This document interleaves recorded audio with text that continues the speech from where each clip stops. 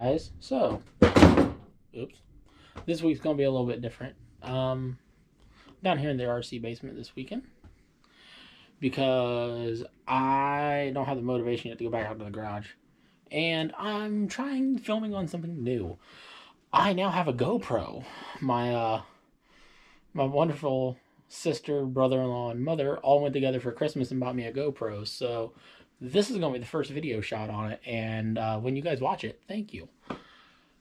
And I figured, what better way to break in the new GoPro than instead of doing all the car stuff, do some RC stuff, keep it simple, keep it out of harm's way till I learn how to use it a little bit better. So, and since this is going to be like the first real like RC video I'm doing down here, I figured I'll give you guys an introduction to the basement a little bit better than I have before. So, this is the basement. This is where I keep all the RC trucks. As you guys will see, I have a rather extensive collection of RC trucks, ranging through a lot of different things. Quite a significant amount of trail trucks, if you don't notice, because that is the main part of the hobby I'm into. But I do have some other things, like I've got the 64 Impala made by Red Cat that it's got hydraulics and everything on it. It's a cool car. It's currently broken. Then I got Big Bertha up here, which is one of my oldest projects that is constantly changing and constantly getting worked on. She's like 6 foot long. She's a big truck. She's made to haul 2 of these monster trucks on it at once. And she does a very good job of it. She can also haul 5 of my trail trucks at once if I want to. But yeah. Alright, sorry guys. Still trying to figure out this whole GoPro thing. The screen blacked out on me, so I thought maybe I lost what I was doing. But yeah. This is the RC dungeon, and one of the last things I got into before I took a break from these again was the small scale trail trucks. The 1/24 scales. These have kind of become my favorite little thing to mess with because I can have so many of them and they take up so little space. But it's because of this. Oh, I need to come back here and like blow out the cobwebs again. But I can build a course down here in my basement to run them, and it works very well. It's a lot of fun. I can have some buddies down here with me. We can have a blast. And it works really well, and it's real dirt, unlike what a lot of guys do. They will build courses out of styrofoam and out of just spray foam, and it works, but I mean real dirt is so much more fun. So yeah, I do have you can see from the can of spray paint there is some spray foam underneath some of the dirt around here, and I tried to like mask it a little bit, but it was needed because unfortunately, as you can see right here, the dirt's really loose, so it doesn't always like to stay where you want it to, whereas the foam kind of does. So they both have their perks. So yeah, more on that later. Anyway, for today's video, we're going to be working on this old girl. This is a buddy of mine's original clodbuster. As you can tell by the Chevy bow tie grill, and I think it even has the original Chevrolet, the original Chevrolet tailgate. They stopped putting those on the clodbusters in, oh, I think it was like the late 80s. So this is a very old clodbuster. A lot would argue that this is probably one of the best monster trucks ever made in the RC community. It is definitely the longest running one ever made. And it's very reminiscent of what you would call an old school monster truck, because this would have still been a big metal body on an actual one. It's got the dual shocks, and it's 4-wheel steer, has big tires, it handles like crap, it's really bouncy. But this is what most people considered a a good monster truck back in the day compared to a lot of the offerings that are on the market now. That I feel, while the clodbuster is a good monster truck, there is a lot more competent options in the marketplace now. Even if you go back to like the mid 90s, early 2000s, there's still a lot of better monster trucks. Maybe not necessarily cooler looking, but just overall functionality wise better. So, and the reason why this one in particular is here is because it is an 80s monster truck. It's an 80s RC. It still has the 80s electronics in it. The goal is to update this truck, bring it into the modern era of electronics and motors. He brought me some electronics with it. We'll go over those here in a minute. But the goal is to update it, clean it up, make it a driver again, but more or less make it a shelf queen, make it look pretty again, clean it all up. So we're going to be stripping it down, cleaning up the chassis really well, giving the whole thing a good bath, being very careful with the body, because A, I don't want to break it, and B, I don't want to ruin any of his decals he has on it, because those are from way back when as well, and I don't want to hurt any of that. I want to leave it looking like it does, but clean. And we're putting a whole new bearing kit in it, new motors, new speed control, new remote, new steering servo. So it's going to be way better than it ever was when he was a kid. Even though I don't think he really plans on driving it a lot. We're not going anything crazy with the electronics because of the fact that we don't want to do anything to it that's going to hurt it. And with it being as old as it is, the plastic's roughly in questionable condition at this point. So we're trying to keep that in mind. It will have enough power that's going to pull wheelies, and it'll be fun to drive around. It'll be faster than it is now, probably. But it's not going to be so fast and so overpowered that he's got to worry about blowing apart the old tires or hopefully breaking any of the plastics. That's our biggest concern. Honestly, if I would have been redoing this for myself and I would have been spending the money, I probably would have bought new gears for the axles as well. Just to be safe. I'm sure there's nothing wrong with the gears in these axles because they act fine. But again, plastic, brittle, blah, blah, blah. So, but it's his truck. We're doing it basically the way he wants. And keeping it simple. So, all right, let's tear into it a little bit. We're going to start with, I'm going to show you the electronics. So, here's our electronic selection for this thing. We decided to go with the Hobby Wing Quick Run 880 brushed ESC because this is somewhat similar to Hobby Wing's 1080, which is probably one of the most popular 1/10 scale brushed servos on the market currently. But unlike the 1080, the 880 is made to run two motors at once. It is waterproof, it's programmable, very good ESC. It is actually the same one I have in my clodbuster. Works very, very well. But this is where our clodbuster is different, because he got this based off my recommendation. Realistically, he got all this based off my recommendation, but that was the one thing I was like, no, there's no other option. That is it. And then from there, we got a set of fast steady bearings because the clodbusters came with bushings, not bearings. And we want to upgrade that because that'll be a forever fix with the way he intends to drive it. From there, just a basic 20 kg Amazon servo, nothing fancy, still leaps and bounds better than the servos that were made in the 80s. This has way more power. It's metal geared. He'll never really kill this servo. It should function great in this clodbuster for many, many years. And axial 27-turn electric motors.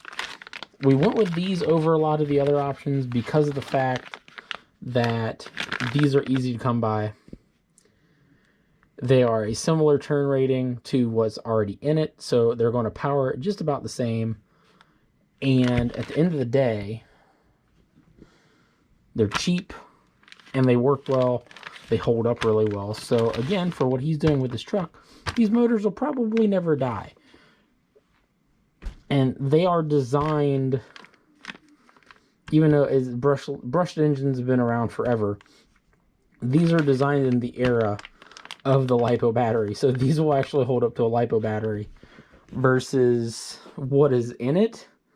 Pretty sure a LiPo battery would fry in a second. The electronics couldn't do it at all. I mean, old school, it had resistors, and that thing's falling apart. So yeah, that's the electronics we're going to go with it. He doesn't currently have a remote. He's got one ordered. It just hasn't shown up yet. I'm going to throw one of my remotes in it to do a test run for you guys with it as we go. But that's the electronics, and the remote he's getting is a basic Spectrum remote, nothing crazy. It'll do what we need it to do, but this should work really well in his truck, or in this truck, I should say. So this is all we're really installing, but like I said, we're going to go through, we're going to clean up the body really well. We're going to probably not going to mess around a lot with the wheels and tires because there's not much point to it, but I'm going to take the whole chassis apart, clean the chassis really well, put the new bearings in, re-grease everything, and just give it all a good bath while we have it apart. So it should look good when we're done. Okay, let's get into it.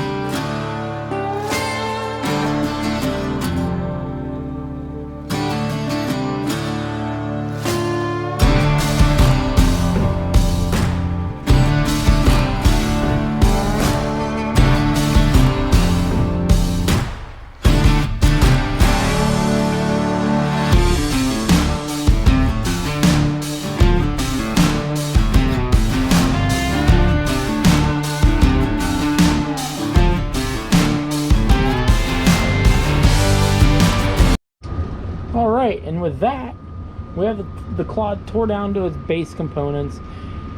I am going to tear the axles down further than this, but I'm realistically not trying to go crazy with what I'm tearing apart.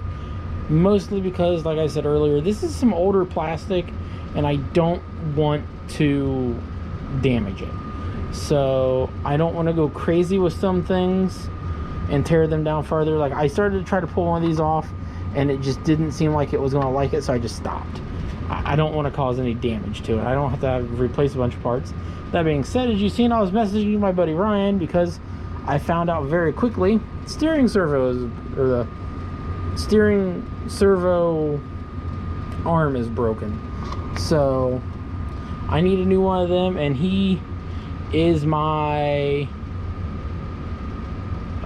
tamiya buddy. This is the best way to put it as far as RC goes. He's done everything tamiya that I've ever seen. He's actually the one that convinced me to buy my clodbuster and build one, because I was very anti-clodbuster for a long time because of the other trucks that I have. But after getting it and driving it, now I understand why he likes it as much as he does. So I messaged him, see if he's got some extra parts laying around, because he normally does, and he says he does, so I'm gonna have to make a trip over there and pick some stuff up. But we've got it tore down to its base components. From here, I'm going to pull a few more things apart and get it all cleaned up, but I'm going to take it all upstairs and do that. I'm not going to bring you guys along for that. It's just going to be me literally standing at the sink scrubbing some stuff. So I will bring you guys back when some things are cleaned up and ready to go, and we'll get some stuff done then. Alright, so I've got the chassis cleaned off as good as I'm going to do it. It's been sprayed down, wiped down a little bit. A lot cleaner than it was. Same kind of goes for the axles at the moment. I am going to tear them down. Truck fell. That's fun. Don't know why it fell, but it did. Clean that up in a second. But as I tear them down, I'm going to clean them up a lot better than I already have. I just wanted to knock a majority of the dirt and grime off of them, so I wasn't going to get as grimy while touching them. So that is going to be tomorrow morning's job, because tonight I'm going to let everything dry, and then I will go ahead and start tearing the axles apart in the morning. New bearings, new motors, new grease, put them back together, and then we'll start reassembling the truck. This is hopefully going to be a relatively simple video. I did go down to my buddy Ryan, and I picked up a couple options for the servo horn and a couple new tie rod ends for the steering link that's missing, so I can put it back to four-wheel steer like it should be and have all that done, have everything ready to go, and hopefully this thing's going to work really well. We'll find out in the morning, though.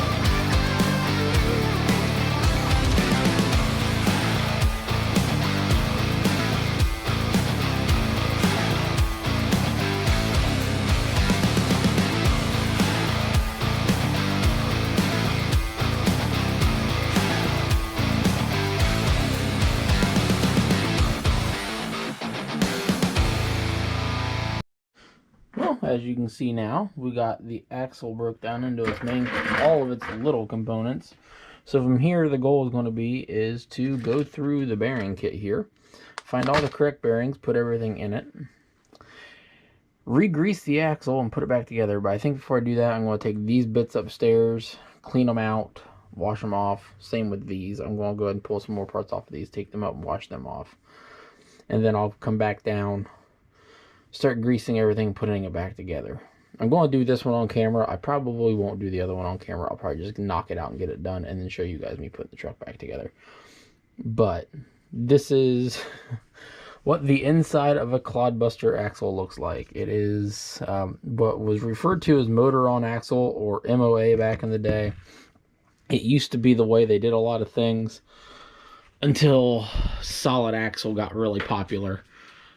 This is probably, honestly, one of the first solid axle trucks like this to ever be made. This is a XTM X Factor monster truck, and it is one of the oldest actual straight axle monster trucks that I know of.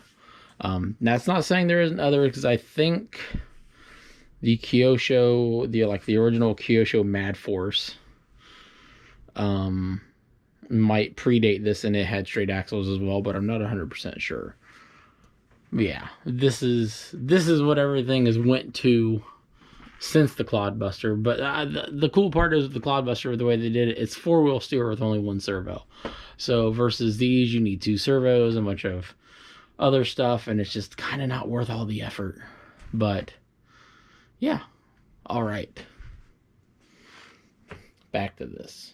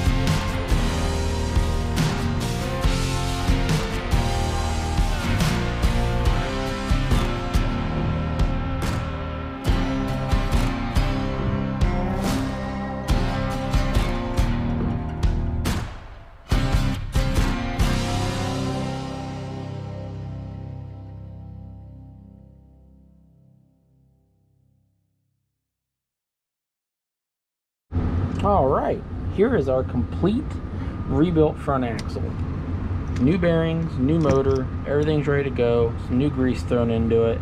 I didn't go crazy cleaning it up like I originally wanted to try to, because I realized after about 5 minutes upstairs scrubbing that it was going to take 4 hours to get this thing to actually come as clean as I was hoping to get it. So I just kind of quit while I was ahead. I brushed all the loose dirt off, got it to where it looks a lot better than it did, and I'm relatively happy with it at this point. So now the next axle, I'm just going to go and do off camera. Y'all see me do this one. I'm not going to show it to you twice. It'll just be boring. So I'm going to go ahead and pull that axle down, clean it up, rebuild it, paint it. Not paint it. I don't know why I said paint it. Clean it up, rebuild it, put it back together. And I'll start showing you how to get it all back onto the truck after that. So hopefully by that point it'll actually look like we got something done, and then we can start cleaning up the body and put the wheels, tires back on, get this thing actually looking and operating like a real truck again. Still got to remember how exactly I gotta go about doing the servo, because that's been a hot minute. Shouldn't be too hard. It's just a matter, I think I gotta put power to the servo, make sure the servo is centered, and then I can actually put the servo saver on. So, but again, that's going to take a second because that's been a hot minute. So, all right, let's get to it.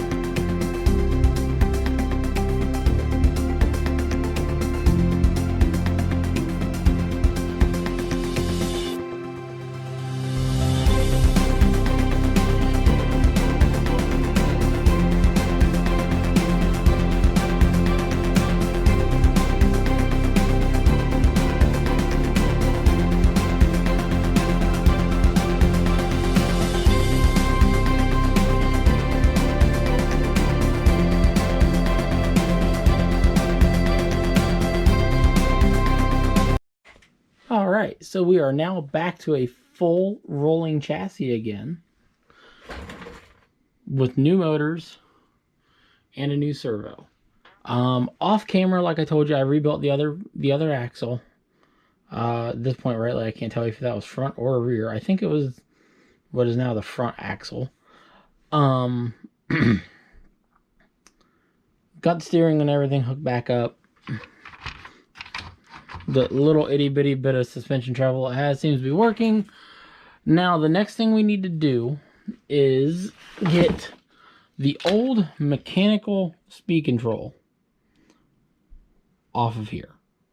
After I take that off, I can mount the new electronic speed control, get the wiring ran to the motors, and then we can actually do a test on camera of everything. I've tested all the electronics together off camera. The remote that I'm going to use is a little wonky, so I don't know how good of a driving video we will get of the truck, but I will try my best and get you guys something on camera for you to see. So, because it's no fun seeing it rebuilt and put back together if you don't get to see it go too. So we're going to attempt it. I'm not making any promises on how that's going to turn out, but we're going to try it. And I will probably do the driving with no body on it. Just because that body is in really good shape, but it is old, which means it might be a little on the brittle side, and I don't want to be the one responsible for ruining that body. I would rather it be the owner, not me. So, we'll do some like glamour shots or something of it though, with the body on outside in the grass and all that. Get some cool pictures of it. Maybe take a couple of the other trucks outside with it. But as far as actual driving footage goes, it'll probably be without the body. Just for the safety of the body. But all that being said, it's now together. Let's get the electronics finished up. So apparently I didn't hit record while installing the electronics. But as you can see, everything is working. It seems really slow, but honestly, I'm pretty sure that's the remote, not the truck. So yeah, we're going to take it outside and we're going to test it and see how it does. But first, let's get all the rest of it put back together.